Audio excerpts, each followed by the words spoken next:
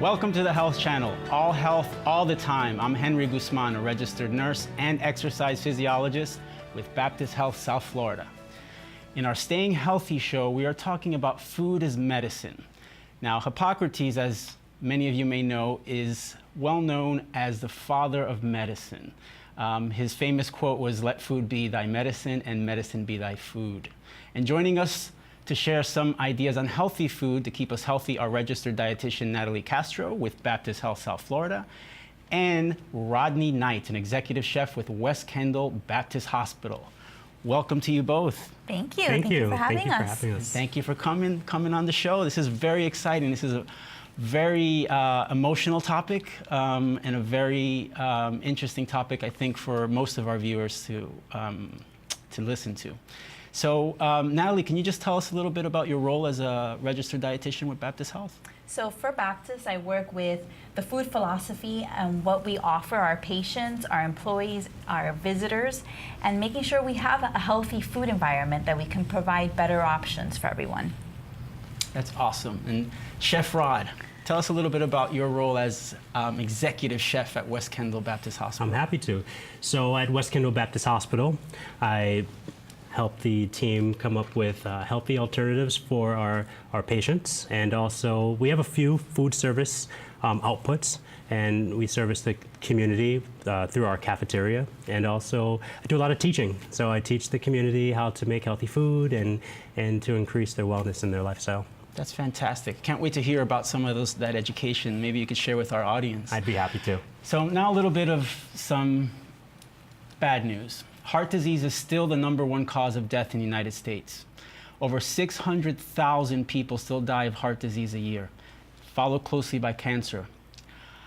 According to the Centers for Disease and Prevention, we all know that healthy eating is important, but is the good news that maybe we can help fight this off with food a little bit? We're going to talk a little bit about that topic, specifically how food affects disease, and I'd love to have your take on it, Natalie. Definitely. That's definitely the good news. We have control over what goes into our body by the food choices that we make. We eat breakfast, lunch, and dinner. So 3 times a day, we have that choice to be able to either help fight disease and prevent it, or kind of giving our body a little bit of a slower jump start. So our bodies need to process the foods that we have, but we can use better health options in order to prevent and treat diseases. Yeah. And food is such an emotional thing, right? It's very cultural, very emotional. Chef Rod, can you tell us a little bit about how what you do affects food in that emotional kind of way? Sure. So we eat for many reasons, right? We eat to sustain our bodies. We eat when we're happy. We eat when we're celebrating. So what I like to do in my teachings is I like to kind of bridge those gaps. So to take familiar foods that we would eat normally and healthify them, if you will, so that we are always having a nutritious nutrition in the back of our minds when we're engaging. That's fantastic. We actually have a short clip here with Dr. Tina Arden from the Mayo Clinic, who's going to talk to us a little bit about food and how it helps in the healing process. Nutrition plays an important role for how we feel overall. It can play a role with how we feel in terms of our energy levels, how well we feel like we can function and accomplish our day-to-day tasks, our mood, and again, how we feel physically. So in terms of pain, nutrition can have a really strong role in how a patient can manage that in the long term. So home cooking versus not hospital, I'm sorry. Versus going out to eat. Yeah. Tell us, is there a more of a health benefit to one or the other? Sure, hand over fist, right? So I guess the short answer is what you put in the pot, you know what you're getting out of the pot, right? You have complete control over all of the ingredients. When we buy things that are pre-made, they're jacked up with sodium. That's serving as a preservative. When you make it at home, you can modify that and create something that is healthier for you. Can you tell us some of your favorite foods Some of my that you like favorite to cook? foods? Sure. I mean, I guess I'm a creature of habit. After culinary school, I worked with a chef that cooked provincial Italian food. So it's rich in vegetables, say like artichokes and tomatoes and eggplants and all of that stuff just in one pot, and deglaze it with some balsamic vinaigrette and have a little bit of noodle in there just kind of mixed around. So I like those kind of hearty dishes when I'm at home. Wow, I'm getting hungry just listening to you. Ooh, my stomach's grumbling. Well, Go so ahead, I just wanted to say that going back to that video we just watched on the inflammatory foods, and one of the ways to incorporate some of these favorite foods is focusing on that plant-based options. So more of those vegetables, the whole grains, the beans, the legumes, and having that, it's really what's going to help fight those diseases that we were just talking about. So obviously we need food to stay alive, right? Other than it's delicious. What kind of things does actually food do for us as far as our health? Can you guys talk a little bit about that? I know it gives us energy, but what else does it do? So it feeds the body. We need all of these nutrients in order to feed the body to function and to work. And I think that's where our disconnect is. A lot of times we eat foods just because we want some pleasure out of it. We're looking for things that we know we like. And I think that's the best thing that Rod does is he's able to take those favorite foods, those comfort foods that we all know and love, but add that healthy twist to it so that it is good for our health and our body so that it functions better. So Rod, what would be an example of something like a Sure. comfort food? All right, so let's take a look at eggplant parmesan. All right, so typically you take the eggplant and you would dredge it, an egg, and flour it, and then put it into a pan and fry it. So you can do the same thing without frying it and actually put it into the oven, roast it, and achieve the same results. So that's a great example of just cooking a little bit healthier, Absolutely. right? So exactly how does food, or how can it work like medicine? We hear that a lot. Can you guys talk a little bit about that, food as medicine? So especially in the hospitals, we go into the hospital as a patient, or maybe we've been told we are have diabetes, for example. So if we start cutting back on portion sizes and having that higher fiber content, that's really what's going to help bring down the blood sugars. And we're using the food that we're eating to enhance and to help our disease state. The same thing can happen when you're eating high fiber and a lot of vegetables. That helps clear out the cholesterol in our body. So if you're suffering from high cholesterol, that's one way that you can eliminate the cholesterol in your body, making sure that you're eating those high fiber foods. So we hear a lot about calorie reduction, trying to reduce our calories. Now, is that an accurate statement? Is a calorie just a calorie? Or are different calories, quality calories, a little bit different from others? Sure. So we get calories. There's different types of calories, right? So one of the ones that we know are the empty calorie that are in sugar-sweetened beverages. Those are no good. And then there's calories from fat. Those are equally as damaging to your body. So you want to get your calories from whole plant, whole foods and cook them in the way that nature intended. That way you can ensure that you're not only getting the calorie, but you're also getting the nutrient denseness of whatever vegetable you're cooking. Yeah, and I think that example you said about the empty calories is perfect. So you can do 150 calories of soda that doesn't give you any nutrients whatsoever. There's only basically food coloring and dyes and sugar in a cup of soda. But if you had that compared to 150 calories of a quinoa dish with some yummy vegetables, that's going to be loaded in nutrients, antioxidants, and high in fiber, and your body is going to receive those 150 calories completely different. So even though the calories will give you that energy that you need, it's not giving you the right energy. So you can think about how you want your body to feel, how you want it to continue the process of working throughout the day. So 150 calories of a nice wholesome meal is going to make your body feel better, it's going to make your body function better in your organs, versus 150 calories of nothing. So when we're eating food, basically the body's extracting certain nutrients to make make us run, right? It's kind of fuel for our cells, et cetera. So when you're talking about, you mentioned plant-based foods. So is the nutrient density in plant-based foods better than other foods? Can you tell us a little bit about why that is, if that's the case? Definitely. So, like we mentioned, it's going to be higher in the fiber.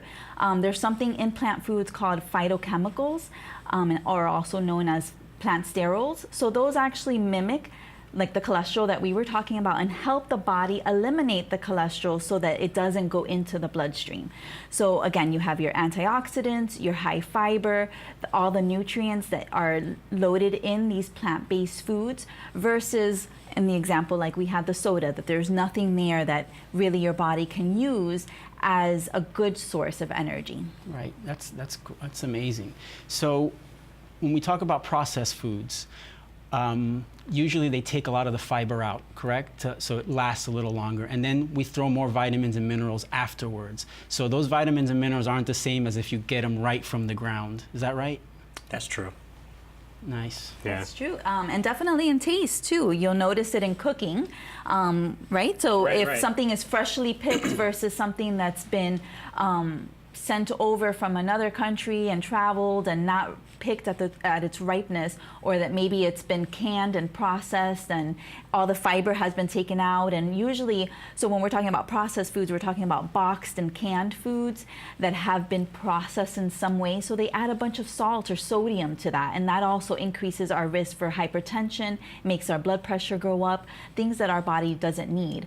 But connecting it to the taste of food, I think, is super important, because when you have that freshness, I think that speaks volumes. So at home, you can do a simple taste test, right? You can take a can of green beans that's in water or something like that, and take a fresh green bean.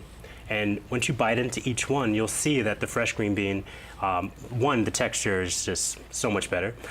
Two, you'll see that there is this sweetness to it, right? And that's over time of you adopting a better lifestyle, you'll come to crave the freshness and the way real foods taste. Great, that's great information. Stay tuned, because up next you're going to find out what low inflammation foods you should add to your diet. You're watching the Health Channel at All Health All the Time on South Florida PBS. If you have a question for our nutritional experts or for Chef Rod, please call us at 855-796-4475, and please be sure to visit our website, allhealth.com, where you can watch videos from previous episodes or submit questions for the experts. We'll be right back. Welcome back to the Health Channel, All Health All the Time. I'm Henry Guzman, a registered nurse and exercise physiologist with Baptist Health South Florida. We're talking about food is medicine with registered dietitian Natalie Castro with Baptist Health South Florida, and Rodney Knight, an executive chef with West Kendall Baptist Hospital. If you have a question on healthy food choices or anti-inflammatory fighting foods, please give us a call. We have some incredible experts with us today. 855-796-4475. We would love to hear from you. Now, inflammation is the common link between such debilitating conditions as heart disease, cancer, arthritis, diabetes. I mean, pretty much any chronic disease you talk about, there's going to be some link back to food. The latest statistic from the CDC said that about 70% of the chronic disease cases that primary care sees today is caused directly from lifestyle, pointing back to food. So we're going to talk a little bit about anti-inflammatory foods. And Natalie, can you tell us a little bit? I know we touched on it a little bit in the previous segment, but what exactly does that mean when something is anti-inflammatory? Yeah, so, I mean, I think the point you just made is huge. We can definitely use food. We know that healthy eating is important, but a lot of times we struggle to make those changes. And really, I think it's understanding that there is a direct link that these diseases can be treated by what we're putting on our plate. And I think that's why we're here today. Rod can really show us a lot of great suggestions to make some changes to those recipes and things that we're traditionally used to. But taking foods that are anti-inflammatory means that foods that cause a lot of inflammation are going to actually be those processed foods. So things that come packaged that are already super high in sodium, they're going to have added fats in there that are not naturally found in the food. And then also what's the last one? I forgot now. Super high in calories. So we want to make sure that we're being able to cook our own options and that we're reintroducing those vegetables. And the crazy thing is that less than half of the population doesn't eat a single vegetable a day. I'm sorry, more than 50% of the population doesn't eat a single vegetable a day. When we know that these foods are so important to us, but we're not even getting them in. Yeah, we actually have a nice graphic with different foods on there. We're gonna pop up there, and if you can talk a little bit about them, Natalie, that'd be great. So on here we have anti-inflammatory foods, tomatoes, fruits, nuts, olive oil, greens, and fatty fish. Again, it's going to be all plant-based foods that come from a plant itself, but these have actually been linked with different properties that have shown to help reduce even more that inflammation. And then things like fried foods, sodas, refined carbohydrates, so things like white bread, white rice, animal fat like lard, and processed meats like deli meats, bacon, ham, sausage. Those are going to be your inflammatory foods. So what happens, why inflammatory foods are bad, is because it causes an inflammation response in the body, which triggers a disease state to come on, or to have the body constantly trying to reduce that inflammation. And those plant foods that we saw on the list, those actually are high in antioxidants. In antioxidants, and what happens is it reduces the oxidative stress that it puts on the body. So it helps fight off that inflammation. So when you talk about inflammation, is it similar? Because we can't see inside our bodies, obviously. So is it similar to when you kind of bang your knee or something, or bang your shin, you get a little bit of redness and soreness, and it kind of hurts? Is that the same thing that's going on inside the body? That is exactly the same thing. So imagine if you hit yourself in that same spot every day, 3 times a day, breakfast, lunch, and dinner. That bruise is never going to heal, right? Because the body's constantly in that inflammation state. So imagine you keep cutting yourself in that same spot. You don't give your body enough time to heal itself. So that's where, again, if we add these plant-based foods, it's going to reduce that inflammation. So we actually have a caller who has a question about inflammation. Great. Specifically. So Raina, you're on the air. Hi, Raina. Oh, hello, welcome. Thank you, all of you. I need to know, processed food could be Smart Balance that I ate, and something else. I would like to know about enzymes, because I lack of them, or if it is true that papaya, it's okay to eat. I don't know how is the word in English. To eat before any meal, or there's some things, and allergies too. Allergy to many things. So Raina, what is your question exactly? First of all, I need to know if it's Smart Balance. Those are how it's called, processed food. It is a processed food, the Smart Balance product? That's a great question. Yeah. Smart Balance, are you referring to the butter substitute, kind of? Yeah. I think that's what you're referring to, Raina, correct? Yes. That's a great question, Raina. But then I would like if she can expand on those problems about eating that many of us have, as allergies and lack of enzymes. Allergies? Allergies and lack of enzymes, I think it's the word. Lack of enzymes. Yeah. Okay, so we're going to talk about the Smart Balance, because I think that you bring up a good point, Raina. Thank you very much for your question. So Natalie, Smart Balance. We see all these foods being advertised as healthier options. They reduce the fat, etc. So what are we looking at with Smart Balance here? So with any product, you have to remember that you have to read the label in order to know if something is healthy. And remember that the label is also the way a manufacturer advertises to us to buy their product. So always take a look at what's in the product and what's on there. So somebody can put on there saying that they're healthy, but is it really a better choice? So with Smart Balance specifically, and it could be any product again, but since somebody already mentioned this title, we can, say the name again. But what happens is that they actually did implement something I mentioned earlier, plant sterols. So they put that product in there. Does it mean that that's the only way that you can get plant sterols in your diet? Absolutely not. So like I mentioned, you have to get it from your vegetables, and that's going to be the best source to get rid of that cholesterol. So when you're taking a look at, let's say, peanut butter from Smart Balance versus a peanut butter that is only peanuts and salt in the ingredient list, which option is going to be better? I would say the one with the clean label, which means it only has ingredients that you can pronounce and that you know what they are. So taking a look at what those options are is going to be the way you know if an option is a good choice. That's very good advice. And I would also say that on the label, pay attention to the serving size. Because it's marketed as a healthy product, we tend to overeat them. Reina, thank you so much for your question. Great question. And actually, that leads me to another question. So what foods actually cause inflammation? Are there specific foods that cause more inflammation than others, or should we just be kind of weary of most processed foods? So there's a lot of information out there now that dairy is one of the big culprits of inflammation.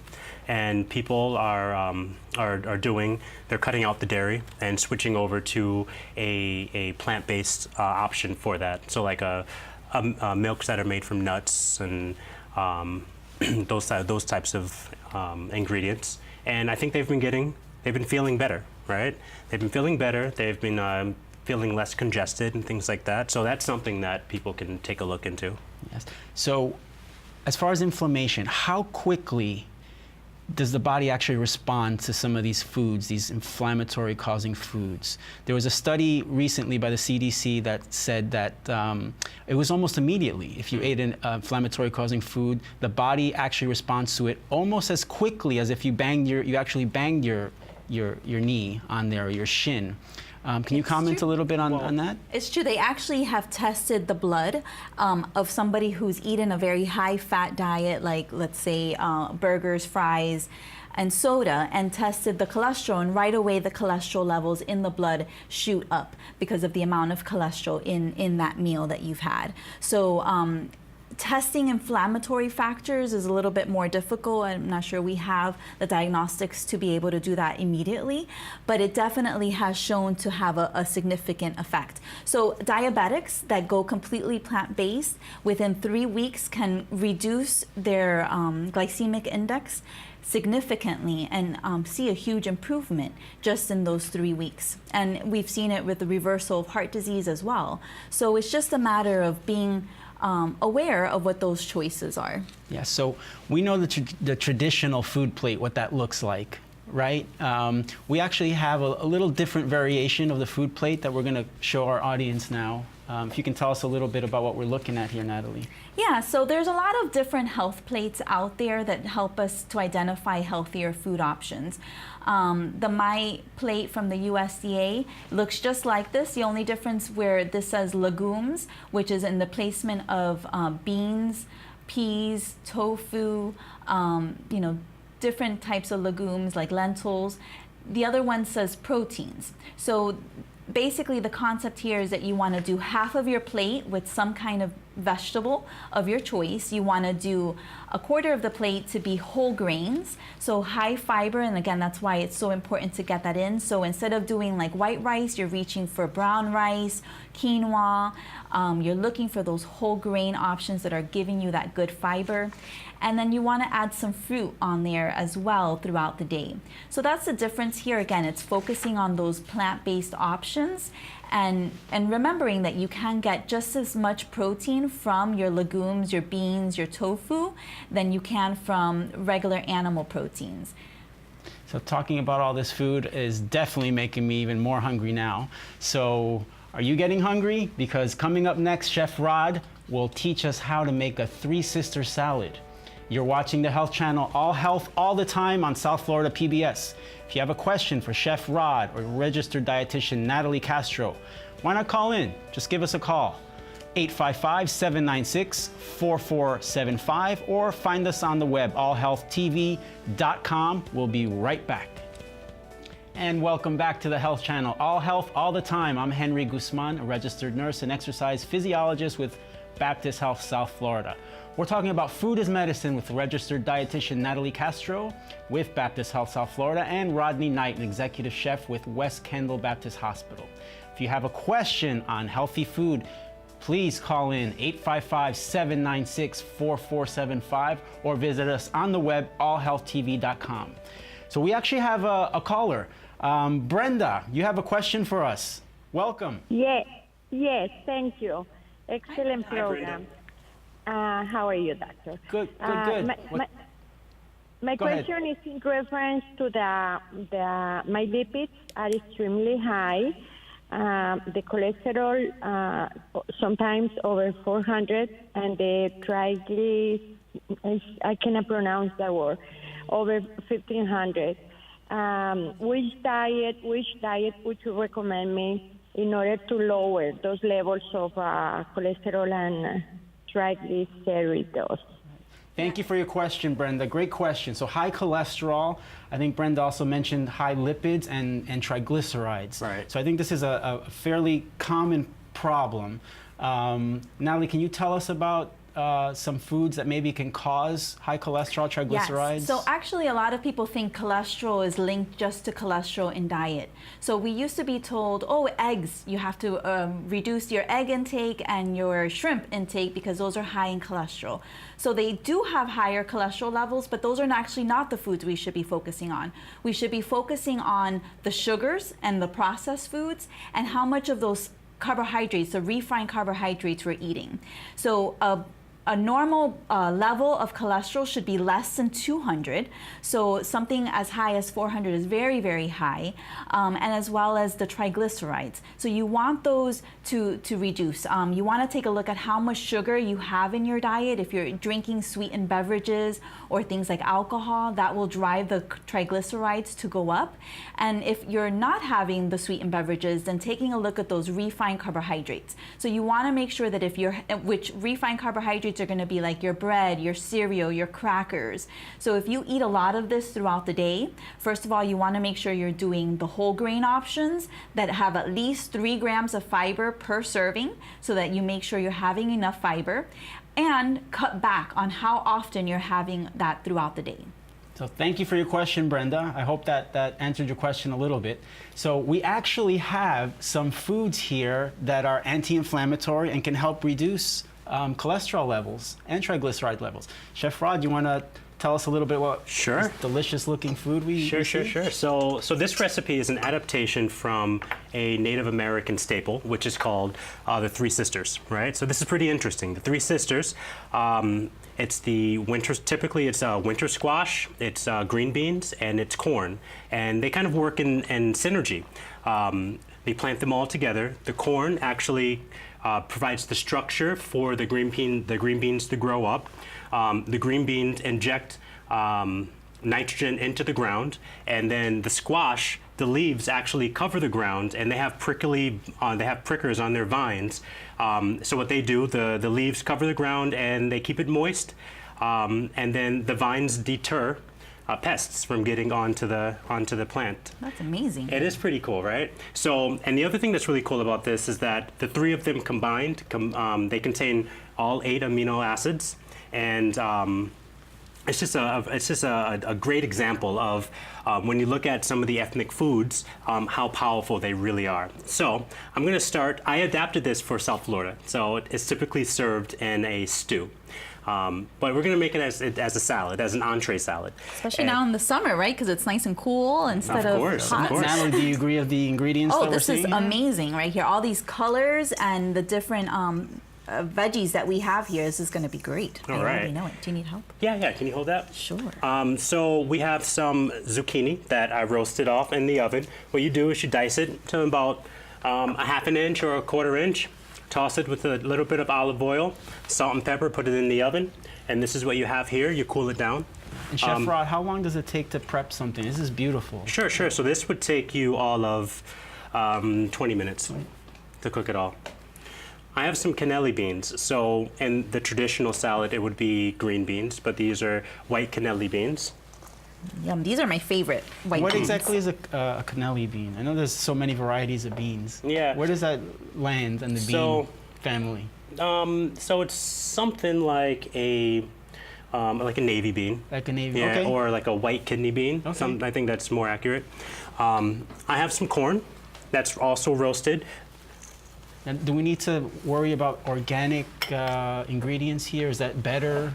Yeah. So organic ingredients are good, right? But I like to tell people I'd rather you eat the vegetables, right? Just make sure you wash them thoroughly. What you can do, if you're overly concerned with the pesticides and stuff, you can fill your kitchen sink up with water, add a little baking soda to it, get your vegetables in there, give them a good wash, and then dry them before you put them in the fridge. Nice. This Right. smells amazing, by the way. Yeah, I wish you guys can all smell this. Where it's delicious. We have some diced onions. I'm gonna add that to the bowl. So you see how easy this is. You just go ahead, have all your ingredients, put them in the bowl, and then I have some basil here. This will really freshen up the dish. So this is a bit much, basil. so I'm just gonna put maybe half of that in there. Smells so good. Right. Let's give it a nice toss. Give it I a can nice smell toss. everything kind of mingling together, all the Yeah. different smells. So the And- great thing about the beans here, this is where our protein source is, which a lot of people wonder, where do I get it if I'm just eating veggies? But I love the white bean because it's nice and soft, so it's a little easier to digest as well. Sure. So protein So- is a big issue. Are we getting enough protein? Definitely. here? This is a perfectly balanced meal here. And I love that background on how the Three Sisters grows, because you can see how real food is important to how the process is to get all of those nutrients. So the combination of growing your own food from the floor up, from the ground up, that's how those nutrients all play together. For sure, for sure. Can you tell us a little bit about the beautiful lettuce you have there? Is it a mix of different things, or? So this is a baby green mix. So you have some watercress, baby watercress. There's some red leaf kale. There's some baby spinach in there. Yeah, it's really good, really good. And here I have some. I like to say it's just a simple vinaigrette, right? When you can, you should make your salad dressings at home. Again, salad dressings are one of those very sneaky situations where there's a lot of additives to them for no reason. Yeah, absolutely there's no reason. nothing like homemade from scratch, with love and with health in mind. Right, right. Yeah, so you're getting rid of all those inflammatory foods, so making it from scratch. A good recipe to follow is 2 to 1, right? So you're going to have 2 parts of olive oil, like a really high quality olive oil, and 1 part vinegar. That's just a simple vinaigrette. Now, if you want to kind of ramp it up, you can add some chopped herbs, you can add some dry spices in there, some chopped onion, right? And that, you put it in the fridge, it'll keep for 3 days. Now, Just mix that all together. There's a lot of Yeah. nutrients that get highlighted a lot in the news, and one of them is lycopene. Can you tell me a little bit about lycopene, and do we have any in the salad? Sure, sure. So you're probably more qualified to answer that, but I do know that lycopene is found in things that are red, right? So tomatoes are a great source of lycopene. Watermelon is also a great source of lycopene. I think carrots have it as well. You want to take it away? Yeah, so carrots, I think it's a little bit, if it has any, it's minimal, but definitely you're correct with the red foods. So this salad doesn't have it, but it doesn't mean anything because there's amazing nutrients here. So this salad is gorgeous. Thank you for preparing this Of for course. us. I think some forks. having something like this where it's light and fluffy, a lot of times, ooh, thank you. A lot of times what happens is, I can't eat and talk, but Yeah, I right. really want to stick this in my mouth. So what happens is, people are like, oh, I have to eat healthy, and all they're doing is eating like a boring salad. Or there's different ways to do that. You don't even need to eat raw salad. You can eat cooked vegetables or cooked greens. One thing I like to do is I'll take like something warm and put it on top of salad greens, and it kind of wilts and breaks down a little bit more. So this combination of having the beans on top is excellent.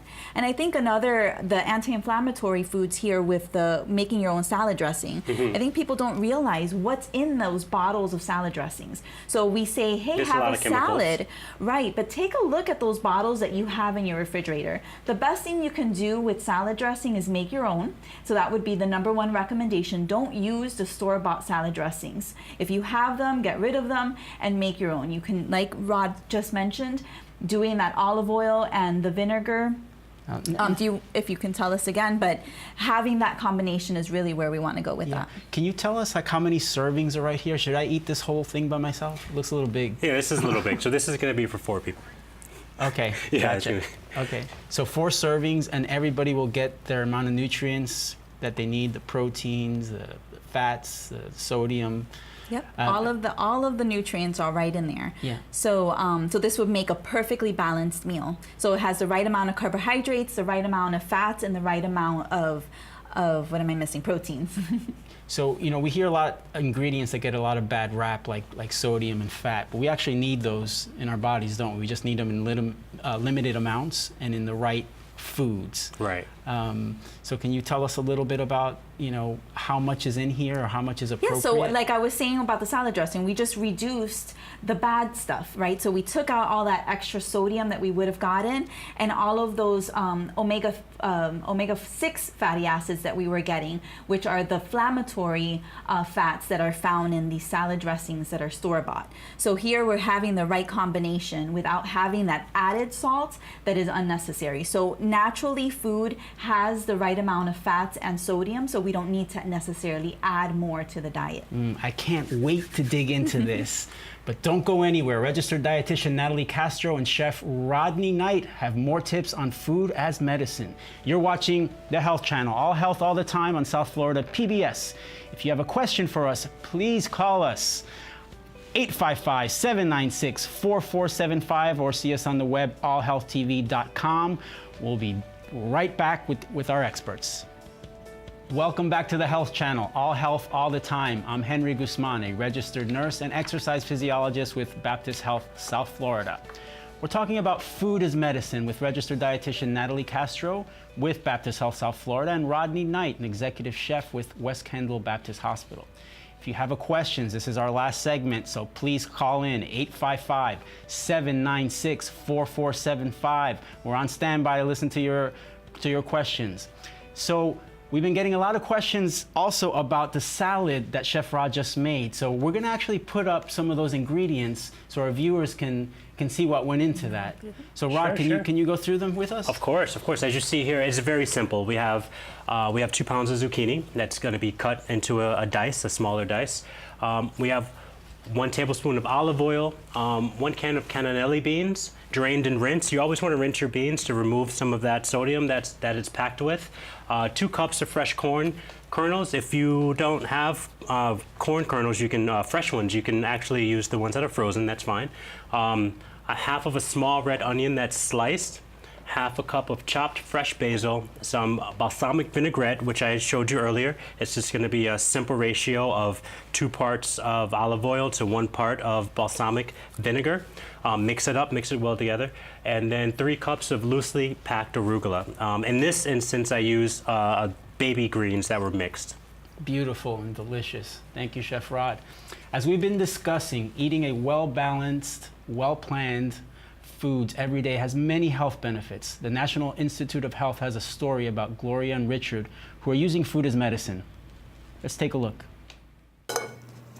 Question: can the foods you eat actually affect your health as you get older? Gloria thinks so.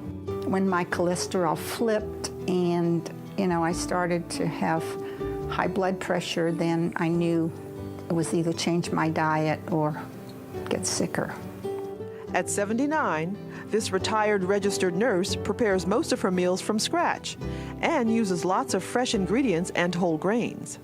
I make all my soups because I can control the fat and the salt, and I'll use onion, legumes, I'll use the beans and the lentils. Richard, who is 64 and works from his home as an architectural renderer, follows a diet that includes lots of fruits and vegetables. In the summertime, like now, fruit is my favorite food. So I eat probably more fruit than anything else. And I also like vegetables, both salads and steamed vegetables. He also knows that eating well can help him maintain his health as he gets older. I know that eating vegetables, mainly vegetables and fruit, you'll just have fewer health problems. It's just a way of protecting the body.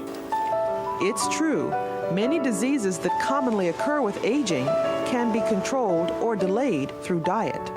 Many of the most common and most serious chronic diseases that occur with aging are very amenable to dietary changes. This includes diseases like cardiovascular disease, stroke, hypertension, diabetes.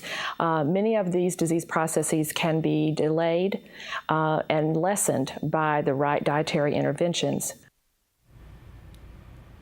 What great testimonials. I love that video. That's great. It's amazing. And we've actually seen a lot of this in our hospitals as well. When people make these changes, we've actually seen people come off medications, many cases reverse things like diabetes. So it's really a research-backed. This isn't just opinion, it's not philosophy. So let's talk a little bit about the practical components. So can you talk to us about some tips for cooking healthier?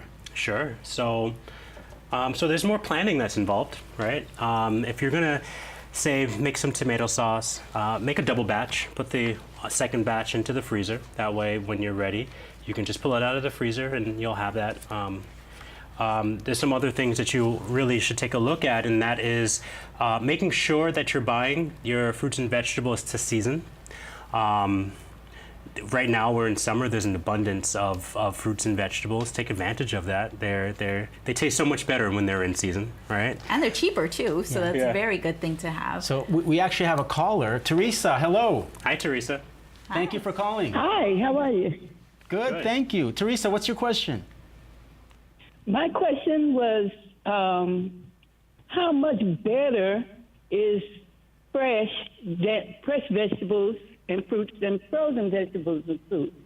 And also, I'm on a renal diet and I'm a dialysis patient, and I'm finding out that because I'm on a fixed income, it's cheaper to eat wrong than eat right. Mm-hmm. And it's a conundrum.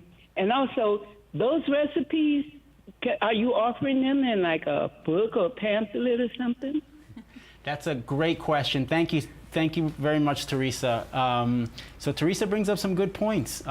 First, let's go with the first one, frozen versus fresh. The controversy continues. So what's the final word? So the frozen vegetables, I think the frozen vegetables are okay in a pinch. Okay, but what happens is the texture of the vegetables usually is a lot different. Mm-hmm. So if we're eating and we're looking to enjoy our meal, you want that crispness of the vegetable, and that just goes away once the cells burst when they get frozen in the freezer. Yeah. So nutrient-wise, on the nutrition level, definitely they're the same. So when you freeze fresh vegetables, you're putting them at their peak on the nutrient level, and you're freezing them. But Rod's point is on target, because I don't like frozen vegetables because they get mushy. I like my vegetables fresh. But like if you're looking for cost savings, there are going to be cheaper. So you have those options. You just want to make sure you're always checking those ingredients so that they don't add a bunch of stuff to it. Mm-hmm. So I think Teresa brought up a good question as well as far as cost. She's on a limited income, and this is an issue for a lot of folks in Florida.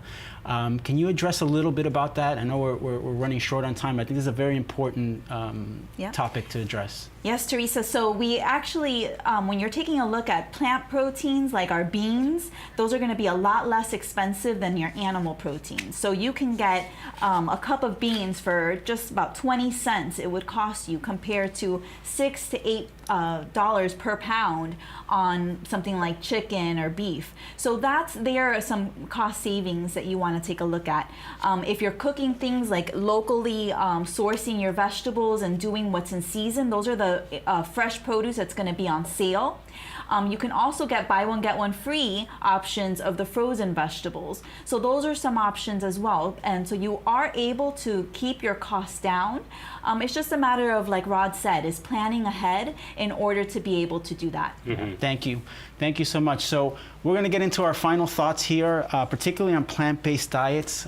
If you want to leave our audience with our final tip of the day, what would it be? So I would say try them. Try them, and you will be pleasantly surprised that there is plenty of variety out there, that you can potentially make a new meal every night for the rest of your life without doubling back. And I would say just making sure at every meal you have some type of veggie on there or some type of high fiber food. So whatever that choice is, making sure you have that option. If you're gonna have breakfast, make sure you have some oatmeal, add a banana to it, add some blueberries. There you're adding that plant-based foods in there, the veggies, the fruits, the whole grains. If you're gonna have lunch, what is your vegetable gonna be? Make that first your decision and then work around that. I also want to say give time for your palate to adjust to the new flavors. A lot of the times I see that people get discouraged because the food doesn't taste the same. It's not supposed to taste the same. So your body will adjust to it, and you'll be happy with the results. Very happy. Great final thoughts from both of you, and I can talk about this all day long. Unfortunately, we're out of time. I want to thank Natalie and Chef Rod for being on the show and telling us about your expertise and about food and plant-based. Be sure to join us next time on the Health Channel, All Health, all the time on South Florida PBS.